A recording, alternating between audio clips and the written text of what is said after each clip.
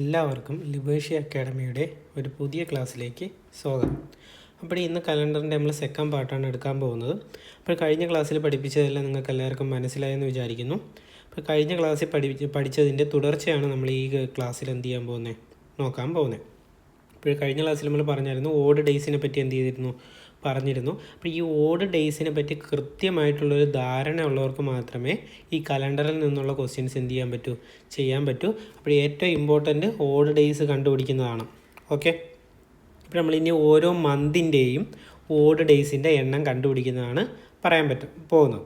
അപ്പോൾ odd days കണ്ടുപിടിക്കാൻ ഞാൻ പറഞ്ഞായിരുന്നു 7ൻ്റെ ഡിവിസിബിൾ ആണോ അല്ലെങ്കിൽ 7 കൊണ്ട് ഡിവൈഡ് ചെയ്യുമ്പോഴത്തേക്ക് റിമൈൻഡർ എത്ര വരുന്നു അതിനനുസരിച്ചാണ് നമ്മൾ എന്ത് ചെയ്യുന്നത്, ഓഡ് ഡേയ്സ് കണ്ടെത്തുന്നത്. അപ്പോൾ ഇവിടെ റിമൈൻഡർ ആണ് എന്ത് ചെയ്യുന്നത്, പ്രാധാന്യമായിട്ടുള്ളത്.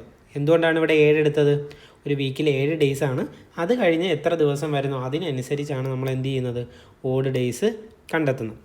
നമുക്ക് ഓരോ മാസത്തിൻ്റെ ആയിട്ട് നോക്കാം. ജാനുവരിയിൽ എത്ര ദിവസമാണുള്ളത്? 31 ഡേയ്സ് ആണല്ലേ ഉള്ളത്. അപ്പോൾ ആ 31 ഡേയ്സിനെ നമ്മൾ എന്ത് ചെയ്യുന്നു, 7 കൊണ്ട് ഡിവൈഡ് ചെയ്യുന്നു. 4 7 28 എന്ന് വരുന്നു. ശിഷ്ടം എത്ര വരുന്നു, റിമൈൻഡർ എത്ര വരുന്നു, 3 വരുന്നു. ഇപ്പോൾ റിമൈൻഡർ 3 വരുന്നു. അപ്പോൾ അവിടുത്തെ ഓഡ് ഡേയ്സ് എത്രയാണ്, 3 ആണ്. ഇത് കറക്റ്റായിട്ട് പഠിച്ചു വയ്ക്കണം. ഇതനുസരിച്ച് ഇത് ബേസ് ചെയ്തായിരിക്കും നമ്മൾ ഓരോ ക്വസ്റ്റ്യൻസ് ചെയ്യുന്നത്. ക്വസ്റ്റ്യൻസ് നമ്മൾ അടുത്ത ക്ലാസ്സിലായിരിക്കും ചെയ്ത് തുടങ്ങുന്നത്. ഇന്നുകൊണ്ട് നമ്മൾ അതിൻ്റെ ഒരു കോൺസെപ്റ്റ് എല്ലാം എന്ത് ചെയ്യും, നോക്കിക്കഴിയും. അടുത്ത ക്ലാസ് തൊട്ട് നമ്മൾ എന്ത് ചെയ്യും, ക്വസ്റ്റ്യൻ ചെയ്ത് തുടങ്ങും. ഇപ്പോൾ അടുത്ത് ഇനി ഫെബ്രുവരി നോക്കും. ഫെബ്രുവരിയിൽ എത്ര ദിവസമാണുള്ളത്, 28 ഡേയ്സ് ആണുള്ളത്. അപ്പോൾ 28 നമ്മൾ എന്ത് ചെയ്യുന്നു, 7 കൊണ്ട് ഡിവൈഡ് ചെയ്യുന്നു. 7 കൊണ്ട് ഡിവൈഡ് ചെയ്യുമ്പോഴത്തേക്ക് എന്ത് ചെയ്യുന്നു, 0 ആണ് റിമൈൻഡർ വരുന്നത് അല്ലേ. അപ്പോൾ ഇവിടെ ഒരു നോർമൽ ഇയർ വരുമ്പോഴത്തേക്ക് 28 ഡേയ്സേ ഉള്ളൂ. അതേസമയം ലീപ്പ് ഇയർ വരുമ്പോൾ ഫെബ്രുവരിയിൽ എത്ര ദിവസം വരും, 29 ദിവസം വരും. അപ്പോൾ 29 ദിവസം വരെയാണെങ്കിൽ അവിടെ എന്താണ്, ഓഡ് ഡേയ്സ് 1ഉം, അല്ലാത്തൊരു നോർമൽ ഇയർ ആണെങ്കിൽ അവിടെ ഓഡ് ഡേയ്സ് 0യും ആണ്. അത് കറക്റ്റ് ഒന്ന് മനസ്സിലാക്കി വയ്ക്കുക. അപ്പോഴത്തേക്ക് അടുത്തതിന് 30 ഡേയ്സ് വരുന്ന മാസങ്ങൾ നോക്കാം. അപ്പോൾ ഏപ്രിൽ എടുക്കുകയാണെങ്കിൽ ഏപ്രിൽ എത്ര ദിവസമേ ഉള്ളൂ, 30 ദിവസമേ ഉള്ളൂ. അപ്പോൾ 30നെ നമ്മൾ എന്ത് ചെയ്യുന്നു, 7 കൊണ്ട് ഡിവൈഡ് ചെയ്യുന്നു. 4 7 28 എന്ന് വരുന്നു. റിമൈൻഡർ എത്ര വരുന്നു, 2 വരുന്നു. അപ്പോൾ ഏപ്രിലിൽ ഓഡ് ഡേയ്സ് എത്രയായിരിക്കും, 2 ആയിരിക്കും. അപ്പോൾ 31 ദിവസം വരുന്നതിൽ ഓഡ് ഡേയ്സ് എത്രയായിരിക്കും, 3 ആയിരിക്കും. 30 ദിവസം വരുന്നതിൽ എത്രയായിരിക്കും, 2 ആയിരിക്കും. ഫെബ്രുവരി മാസത്തിൽ 28 29 വരാം. അങ്ങനെയാണെങ്കിൽ അവിടെ ഓഡ് ഡേയ്സ് 0 ഓർ 1 വരാം. ഇത്രയും കാര്യം എന്ത് ചെയ്യുക, ക്ലിയർ ആയിട്ട് പഠിച്ചു വയ്ക്കുക. ഇത് ബേസ് ചെയ്തായിരിക്കും നമ്മൾ ക്വസ്റ്റ്യൻ ചെയ്യുന്നത്. വെരി വെരി ഇമ്പോർട്ടൻ്റ് ആണ്, കറക്റ്റായിട്ട് നോക്കി വയ്ക്കാം. ഇനി നമ്മൾ ഓഡ് ഡേയ്സ് ഏതിൻ്റെ കോൺസെപ്റ്റാണ് നോക്കാൻ പോകുന്നത്, ഓരോ ഡേയ്സിൻ്റെയാണ് നോക്കി വയ്ക്കാൻ പോകുന്നത്. ഇത് പഠിക്കുന്നതുകൊണ്ടുള്ള ഉപയോഗമെന്ന് വെച്ചാൽ ചില ക്വസ്റ്റ്യൻസിൻ്റെ അകത്ത് അവർ ഒരു ഡേറ്റ് മാത്രം തന്നിട്ട് അത് ഏത് ദിവസമാണെന്ന് ചോദിക്കാം. അങ്ങനത്തെ ക്വസ്റ്റ്യൻ വരുമ്പോഴത്തേക്ക് നമുക്കിത് വളരെയധികം ഇമ്പോർട്ടൻ്റ് ആണ്. അതുകൊണ്ട് ഇതൊന്ന് പഠിച്ചു വയ്ക്കുക. സൺഡേന്ന് തുടങ്ങി സാറ്റർഡേയിൽ അവസാനിക്കുന്ന കണക്കാണ് പോകുന്നത്. അപ്പോൾ 0യിൽ തുടങ്ങി 6ൽ അവസാനിക്കുന്ന രീതിയിലാണ് എന്ത് ചെയ്യുന്നത്, ഓഡ് ഡേയ്സ് പോകുന്നത്. സൺഡേയുടേത് 0, മൺഡേയുടേത് 1, ട്യൂസ്ഡേ 2 ആണ്. അത് കണക്ക് വെനസ്ഡേ 3 ആണ്. തേഴ്സ്ഡേ 4 ആണ്. അത് കണക്ക് തന്നെ ഫ്രൈഡേ 5ഉം സാറ്റർഡേ 6ഉം ആണ്. ഇത് നിങ്ങൾക്ക് പഠിക്കാൻ എളുപ്പമായിരിക്കും. അതൊന്ന് പഠിച്ചു വയ്ക്കുക. അത് കണക്ക് നെക്സ്റ്റ് എന്ന് പറയുന്നത് odd days of A century. ഓരോ സെഞ്ച്വറീസിൻ്റെ ഓഡ് ഡേയ്സ് ആണ് നമ്മൾ എന്ത് ചെയ്യാൻ പോകുന്നത്, പഠിക്കാൻ പോകുന്നത്. അപ്പോൾ നമ്മൾ പറഞ്ഞായിരുന്നു ലീപ്പ് ഇയർ അല്ലെങ്കിൽ ഒരു സെഞ്ച്വറി എടുക്കുമ്പോൾ ഉള്ള പ്രത്യേകതയെ പറ്റി പറഞ്ഞായിരുന്നു. 100 200 300 400. കഴിഞ്ഞ ക്ലാസ്സിൽ പറഞ്ഞ ഓർമ്മയുണ്ടോ? 1900 ഒരു ലീപ്പ് ഇയർ ആണോ, 2000 ഒരു ലീപ്പ് ഇയർ ആണോ, 1600 ഒരു ലീപ്പ് ഇയർ ആണോ എന്നുള്ള ചോദ്യം നമ്മൾ ചെയ്ത ഓർമ്മയുണ്ടായിരുന്നു. അപ്പോഴത്തെ ലീപ്പ് ഇയർ ചെക്ക് ചെയ്യുന്നത് എങ്ങനെയാണ്? സാധാ ഒരു ഇയർ ആണെങ്കിൽ എന്ത് ചെയ്താൽ മതി, സെഞ്ച്വറീസ് അല്ലാത്ത ഇയർ ആണെങ്കിൽ നമ്മൾ എന്ത് ചെയ്താൽ മതി, 4ൻ്റെ ഡിവിസിബിൾ ആണോ എന്ന് നോക്കിയാൽ മതി അല്ലേ. പക്ഷേ അതേസമയം സെഞ്ച്വറീസ് വരുമ്പോൾ ഞാൻ എന്തും കൂടെ പറഞ്ഞായിരുന്നു, 400ന് ഡിവിസിബിൾ ആണോ എന്ന് കൂടി നോക്കണമെന്ന് പറഞ്ഞായിരുന്നു അല്ലേ. അപ്പോൾ നമ്മൾ ഓരോ സെഞ്ച്വറീസിൻ്റെ ഓഡ് ഡേയ്സ് കണ്ടുപിടിക്കാനാണ് എന്ത് ചെയ്യാൻ പോകുന്നത്. അപ്പോൾ നോക്കൂ, 100 എന്ന് പറയുന്നൊരു സെഞ്ച്വറിയാണ്. അപ്പോൾ 100 വരുമ്പോഴത്തേക്ക് അതിൽ എത്ര ലീപ്പ് ഇയർ വരുമെന്നും എത്ര നോർമൽ ഇയർ വരുമെന്ന് നമ്മൾ എന്ത് ചെയ്യണം, ആദ്യം കാൽക്കുലേറ്റ് ചെയ്യണം. അപ്പോൾ 100 എന്ന് പറയുന്നതിൽ ലീപ്പ് ഇയർ കണ്ടുപിടിക്കാൻ എപ്പോഴും ഇതിൻ്റെ ലീപ്പ് ഇയർ കണ്ടുപിടിക്കാൻ അതിനെ എന്തുകൊണ്ട് ഡിവൈഡ് ചെയ്താൽ മതി, 4 കൊണ്ട് ഡിവൈഡ് ചെയ്താൽ മതി. ഇവിടെ 4 കൊണ്ട് ഡിവൈഡ് ചെയ്യുമ്പോൾ 25 എന്ന് വരും അല്ലേ. അപ്പോൾ 25 ലീപ്പ് ഇയർ ആണ് വരുന്നത്. പക്ഷേ ശ്രദ്ധിക്കുക, 100 എന്തല്ല, 100ാമത്തെ ഇയർ എന്തല്ല, ഒരു ലീപ്പ് ഇയർ അല്ല. എന്തുകൊണ്ടാണ് അല്ലാത്തത്? അവിടെ നമുക്ക് എന്തും കൂടെ ചെക്ക് ചെയ്യണം. 400ൻ്റെ ഡിവിസിബിൾ ആണോ എന്നും കൂടെ എന്ത് ചെയ്യണം, ചെക്ക് ചെയ്യണം. 4 കൊണ്ട് ഡിവിസിബിൾ ആണ്, പക്ഷേ 400 കൊണ്ട് ഡിവിസിബിൾ ആണോ? അല്ല. അപ്പോഴതൊരു ലീപ്പ് ഇയർ ആവുമോ? അപ്പോൾ 100ാമത്തെ ഇയർ 1, 2 തുടങ്ങി ഓരോ ഇയർ നോക്കുമ്പം 100ാമത്തെ ഇയർ എന്തല്ല, 100ാമത്തെ ഇയർ ലീപ്പ് ഇയർ അല്ല. അപ്പോഴിവിടെ 25 ലീപ്പ് ഇയർ വരുമോ? ഇല്ല, 24 ലീപ്പ് ഇയറേ വരൂ. അപ്പോൾ 100ൽ എത്ര ലീപ്പ് ഇയറേ ഉള്ളൂ? 24 ലീപ്പ് ഇയറേ ഉള്ളൂ. ബാക്കി എത്ര നോർമൽ ഇയറും ഉണ്ട്?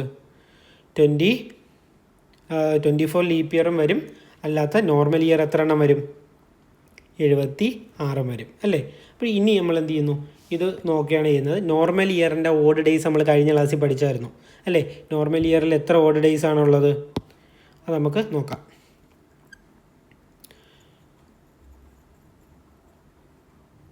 നോർമൽ ഇയർ എടുക്കുമ്പോഴത്തേക്ക് ഓഡ് ഡേയ്സ് എത്രയാണ്? 1 ആണ്. അതേ കണക്ക് തന്നെ ലീപ്പ് ഇയർ വരുമ്പോൾ അവിടെ ഓഡ് ഡേയ്സ് എത്രയാണ്? 2 ആണ്. നമ്മൾ കഴിഞ്ഞ ക്ലാസ്സിൽ പഠിച്ചു. അപ്പോൾ 76 നോർമൽ ഇയറിൽ എത്ര വരും? 76 ഓഡ് ഡേയ്സ് വരും. കണക്ക് തന്നെ 24 ലീപ്പ് ഇയറിൽ 24 × 2 അല്ലേ, 24 × 2 ലീപ്പ് ഇയേഴ്സാണ് വരുന്നത്. അപ്പോഴത്തേക്ക് എത്രയെന്ന് വരും? 48 എന്ന് വരും. ഇനി നമ്മൾ എന്ത് ചെയ്യും? ഇത് രണ്ടും കൂടെ ആഡ് ചെയ്യും. ആഡ് ചെയ്യുമ്പോൾ 6 4 6 8 14 4 ശിഷ്ടം 1 വരും. 7 4 11 12 വരും അല്ലേ. അപ്പോൾ 124 വരും. ഇതിനെ നമ്മൾ എന്ത് ചെയ്യുന്നു? ഓഡ് ഡേയ്സ് കണ്ടുപിടിക്കാനായിട്ട് 7 കൊണ്ട് ഡിവൈഡ് ചെയ്യുന്നു. 1 7 7 വരും. ശിഷ്ടം 5 വരും. 4 വരും. 7 7 49 വരും. ശിഷ്ടം എത്ര വരും? 5 വരും. അപ്പോൾ ഒരു 100 സെഞ്ച്വറിയിൽ എത്ര ഓഡ് ഡേയ്സ് ഉണ്ട്? 5 ഓഡ് ഡേയ്സ് ആണ് ഉള്ളത്. അപ്പോൾ അത് നിങ്ങൾക്ക് മനസ്സിലായല്ലോ. ഇനി നമുക്ക് 200 സെഞ്ച്വറി വരുമ്പോഴത്തേക്ക് എത്ര വരും? അല്ലെങ്കിൽ 200ാമത്തെ സെഞ്ച്വറി വരുമ്പോഴത്തേക്ക് എത്ര ലീപ്പ് ഇയർ, അതായത് 0 തുടങ്ങി 200 വരെ വരുമ്പം എത്ര ലീപ്പ് ഇയർ ഉണ്ടെന്നാണ് അടുത്ത ഇനി നമ്മൾ എന്ത് ചെയ്യാൻ പോകുന്നത്, പറയാൻ പോകുന്നത്. അത് ചെക്ക് ചെയ്ത് നോക്കാം. നോക്കൂ, 200 ഡേയ്സ്, 200 ഇയറാണ് വരുന്നത്. 200 ഇയർ വരുമ്പോഴത്തേക്ക് അതിൻ്റെ അകത്ത് എത്ര ലീപ്പ് ഇയർ ഉണ്ടെന്ന് കണ്ടുപിടിക്കാൻ എന്ത് ചെയ്യണം? 200നെ 4 കൊണ്ട് ഡിവൈഡ് ചെയ്യുന്നു. എത്രയെന്ന് വരും? 50 എന്നല്ലേ വരുന്നത്. 5 4 20 50 എന്ന് വരും അല്ലേ. പക്ഷേ അവിടെ 50 ലീപ്പ് ഇയർ ഉണ്ടോ? ഒന്നും കൂടെ നമ്മളൊന്ന് ആലോചിച്ച് നോക്ക്. 200 വരുമ്പോഴത്തേക്ക് അവിടെ ലീപ്പ് ഇയർ വരുമോ? 100ൽ നമ്മൾ പറഞ്ഞു 100ാമത്തെ സെഞ്ച്വറി എന്ന് പറയുന്ന ലീപ്പ് ഇയർ അല്ല. അത് കണക്ക് 200 എന്തല്ല, ലീപ്പ് ഇയർ അല്ല. 200 ലീപ്പ് ഇയർ ആണോ അല്ലേ എന്ന് എങ്ങനെയാണ് നോക്കേണ്ടത്? 200നെ 4 കൊണ്ട് ഡിവിസിബിൾ ആണ്, പക്ഷേ എന്തല്ല, 400 കൊണ്ട് എന്തല്ല, ഡിവിസിബിൾ അല്ല. അപ്പോഴത്തേക്ക് 200ാമത്തെ ഇയറും 100ാമത്തെ ഇയറും എന്തല്ല, ലീപ്പ് ഇയർ അല്ല. അപ്പോൾ 50 വരുമോ? ഇല്ല. എത്ര വരും? 48 വരും. ബാക്കിയുള്ള ഇയർ എത്രയായിരിക്കും? 152 ഇയർ എന്താണ്, നോർമൽ ഇയറും ആണ്. ഇനി എന്ത് ചെയ്യാം? നമ്മൾ നോർമൽ ഇയറിൽ എത്ര ഓഡ് ഡേയ്സ് ഉണ്ട്? 152 × 1, അതായത് ഓരോ ഇയറിലും ഓരോ ലീപ്പ് ഇയർ ആണ്. അങ്ങനെയാണെങ്കിൽ 152 ഓഡ് ഡേയ്സ് ആണ് വരുന്നത്. ഓരോ ഓഡ് ഡേയ്സ്, നേരത്തെ പറഞ്ഞ് തെറ്റിപ്പോയി. ഓരോ ഇയറിലും, ഒരു നോർമൽ ഇയറിൽ ഒരു ഓഡ് ഡേയ്സ് ആണുള്ളത്. അപ്പോൾ 152 × 1 എത്ര വരും? 152 വരും. അതേ കണക്ക് തന്നെ 48 ലീപ്പ് ഇയർ ആണുള്ളത്. അപ്പോൾ 48 × ഒരു ലീപ്പ് ഇയറിൽ എത്ര ഓഡ് ഡേയ്സ് ആണുള്ളത്? 2 ഓഡ് ഡേയ്സ് ആണുള്ളത്. അപ്പോൾ എത്ര വരും? 96 വരും. ഇനി എന്ത് ചെയ്യുക? നമ്മളിത് രണ്ടും കൂടെ ആഡ് ചെയ്യുന്നു. 152 96 കൂടെ ആഡ് ചെയ്യുന്നു.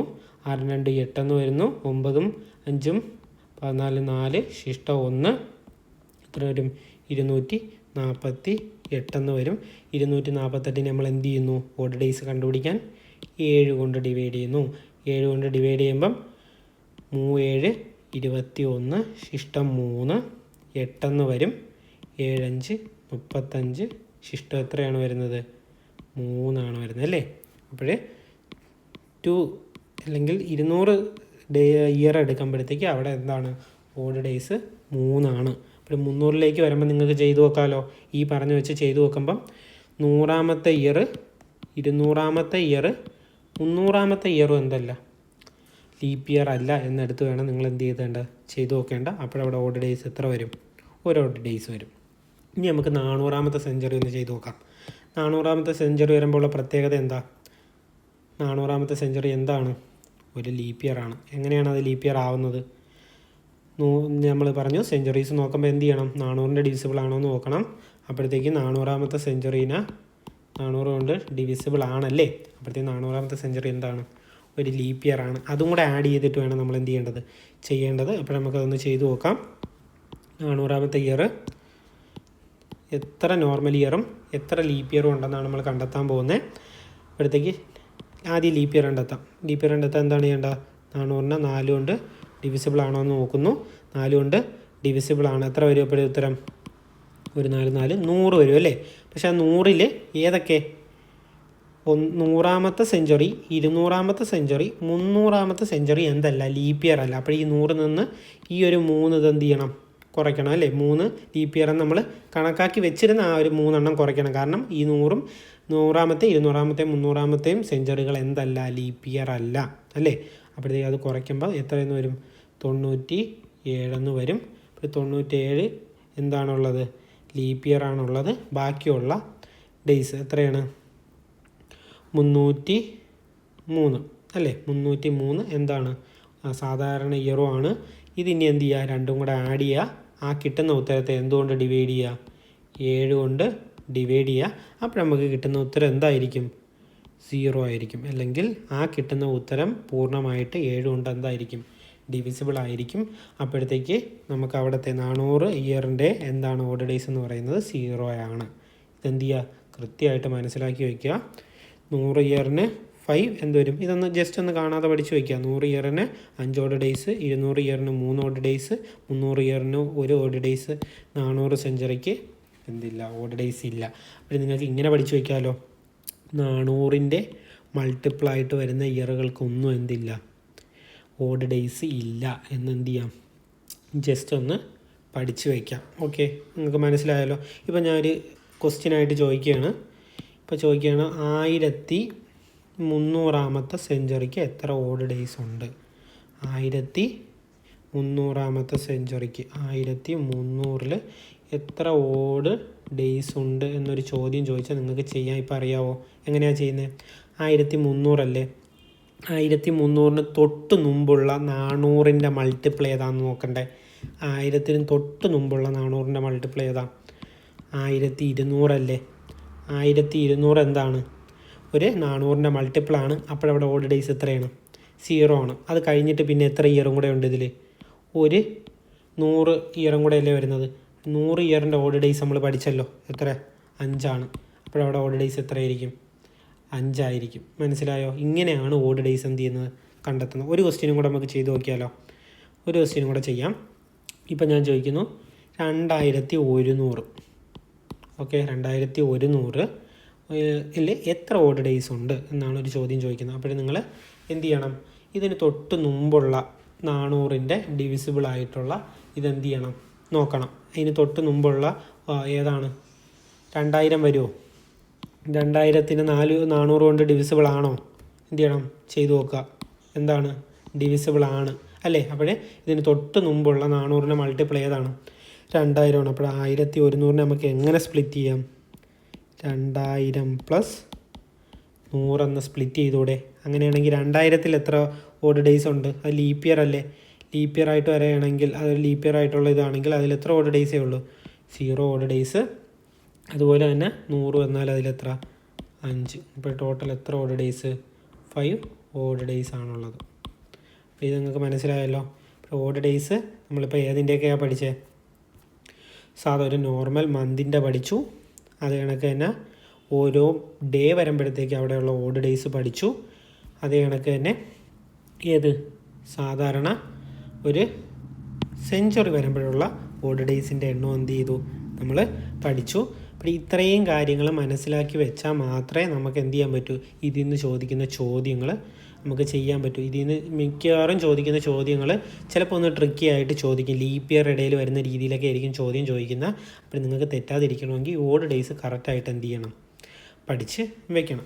ഇനി നമ്മൾ പഠിക്കാൻ പോകുന്നത് ഒരു വർഷത്തിലെ ആഴ്ചയിലെ ആദ്യ ദിവസത്തിൽ ആരംഭിക്കുന്ന മാസങ്ങൾ. അതായത് ഒന്നുമില്ല, ഒരു മാസം ഇപ്പോൾ ജാനുവരി നോക്കൂ, ഇവിടെ കൊടുത്തിരിക്കുന്ന ഇതിൽ നോക്കിയേ.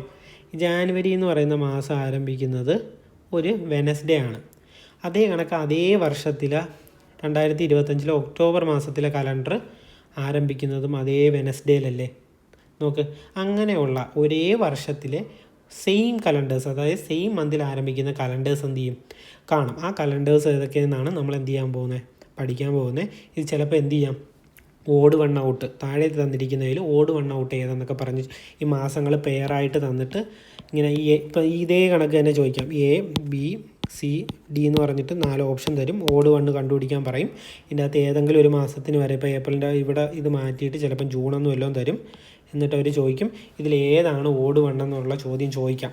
അപ്പോൾ നമ്മൾ ചുമ്മാതെ ഇരുന്ന് ആലോചിച്ച് ചിലപ്പോൾ ഇതിൻ്റെ അകത്ത് മാസങ്ങളുടെ എണ്ണം ചിലതിന് ജാനുവരി 31, മറ്റതിന് 30 രീതിയിലൊക്കെ നമ്മൾ ചെയ്തു നോക്കും. ചിലപ്പോൾ അത് എല്ലാം സെയിം കണക്ക് വരും. അപ്പോൾ ഇങ്ങനത്തെ ചോദ്യങ്ങൾ അവർ ചോദിക്കുന്നതിൻ്റെ അർത്ഥം എന്ന് പറയുന്നത് ഒരേ കലണ്ടർ മീൻസ് ഓരോ മാസം എടുത്ത് നോക്കുമ്പോഴത്തേക്ക് ആ മാസം സ്റ്റാർട്ട് ചെയ്യുന്ന ഡേ സെയിം ആയിരിക്കും. ഇപ്പം ജാനുവരിയും ഒക്ടോബർ 2025 പ്രത്യേകത നോക്കൂ. ജാനുവരി ഒക്ടോബർ മാസം തുടങ്ങിയത് ബുധനാഴ്ചയാണ്. അതാണ് ഇങ്ങനത്തെ കലണ്ടറുകൾ ഉണ്ട്. അതാണ് നമ്മൾ പഠിക്കാൻ പോകുന്നത്. പക്ഷേ ഇവിടെ ഒരു പ്രത്യേകത എന്തെന്ന് വെച്ചാൽ ഒരു നോർമൽ ഇയറിലും അതുപോലെ തന്നെ ഒരു ലീപ്പ് ഇയറിലും വരുമ്പോൾ ഇതെന്ത് ചെയ്യാം? വ്യത്യാസം വരാം. അതാണ് നമ്മൾ എന്ത് ചെയ്യുന്നത്? നോക്കാൻ പോകുന്നത്. അപ്പോൾ ഒരു സാധാരണ വർഷത്തിൽ ജാനുവരിയും ഒക്ടോബറും എന്താണ്? സെയിം ഡേയിലായിരിക്കും സ്റ്റാർട്ട് ചെയ്യുന്നത്. കണക്ക് തന്നെ ഫെബ്രുവരി, മാർച്ച്, നവംബർ അവ സെയിം ഡേയിലായിരിക്കും സ്റ്റാർട്ട് ചെയ്യുന്നത്. അത് കണക്ക് തന്നെ ഏപ്രിൽ, ജൂലൈ, സെപ്റ്റംബർ, ഡിസംബർ. ഇതൊരു സാധാരണ കലണ്ടറിൻ്റെ കേസാണ്. ഇനി നമ്മൾ എന്ത് ചെയ്യാൻ പോകുന്നു? ഒരു അതിവർഷ കലണ്ടർ. അതിവർഷത്തിൽ എങ്ങനെയാണ് ഈ കലണ്ടർ വരുന്നത്? ഇവിടെ നോക്കൂ, 2024 കലണ്ടറിലെ 2 മാസങ്ങളാണ് തന്നിരിക്കുന്നത്. സെപ്റ്റംബറും ഡിസംബറും ആണ് തന്നിരിക്കുന്നത്. അപ്പോൾ 2024 പ്രത്യേകത എന്താ? 2024 എന്താണ്? ഒരു ലീപ്പ് ഇയർ അല്ലേ? 2024 ലീപ്പ് ഇയർ ആണോ? നമ്മൾ പഠിച്ചിരുന്നു. അവസാനത്തെ 2 ഡിജിറ്റ് 4ൻ്റെ ഡിവിസിബിൾ ആണോ നോക്കണം. 24 എന്താണ്? 4 കൊണ്ട് എന്താണ്?